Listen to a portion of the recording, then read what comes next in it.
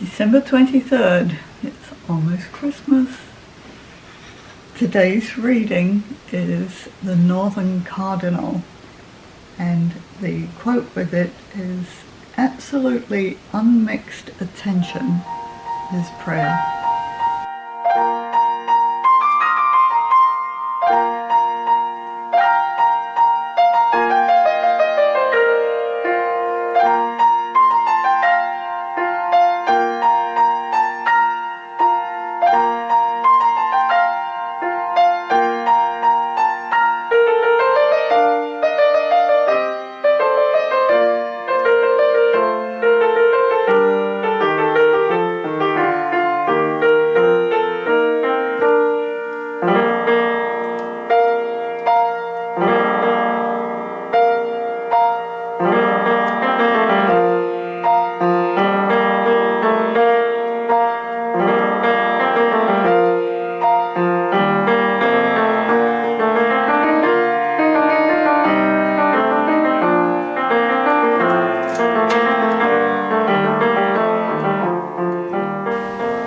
Iron grey clouds weight the pond and field. Beyond them the thicket and naked trees endure the day. Heavy my head bows. I watch my boots trudge. Then my head snaps up and left, my eyes snagged and carried by a scarlet flame lilting through the tall weeds till it lights, setting asway the leggy skeleton of a thistle and rides. When nearly all the world tamps down its colour, this male cardinal flares, an extravagant gesture considering the hawk, whose dark eye snaps to him faster than mine. His brilliance shouts his unshakable expectation of spring. In spring he will court. The redder his plumage, the more ardently females will fly to him. So in the fall, when growing the feathers he'll wear in courting season, he fed himself almost exclusively fruits like dogwood berries, wild grapes, and multiflora rose hips, fruits that saturate him in scarlet. Extravagant, yes, but not reckless. To bring his flame through months of cold that strip the world to the bone, he must give deep attention to his body.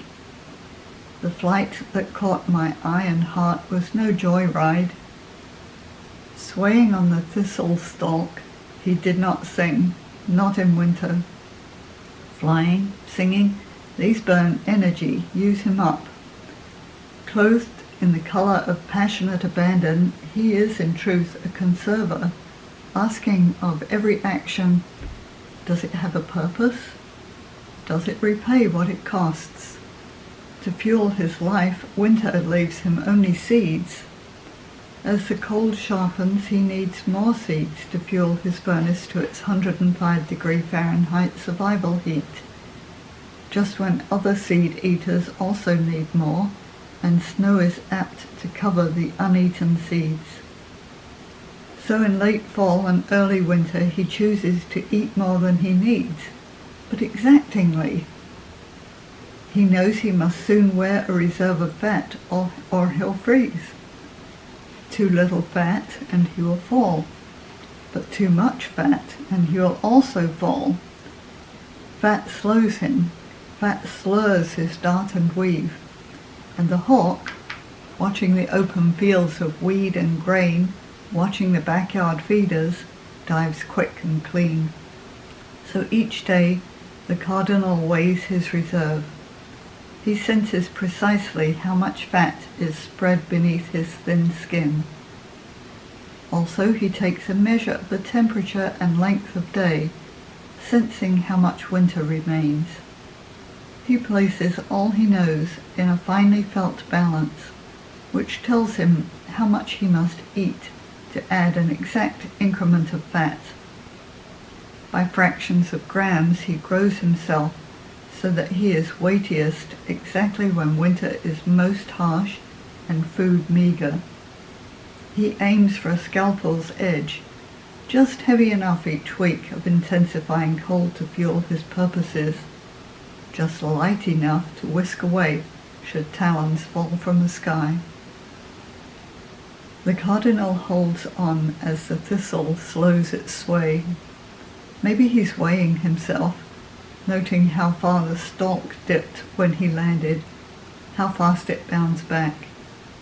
If he can navigate the narrow path between too thick and too thin, too much and too little, he'll arrive at his long-expected spring. He'll blaze out then and dazzle, bobbing, flitting, cavorting, singing, "Watch it, watch it, watch it."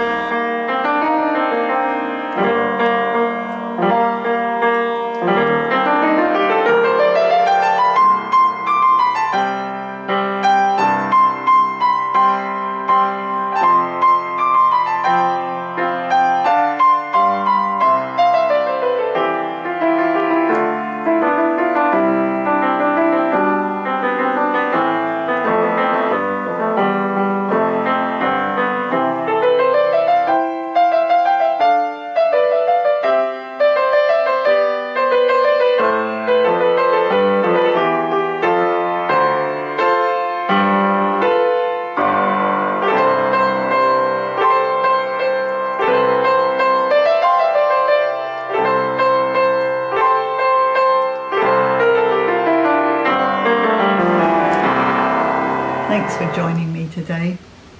We'd appreciate it if you'd give us a thumbs up if you've enjoyed this. We'll look forward to seeing you tomorrow. Bye.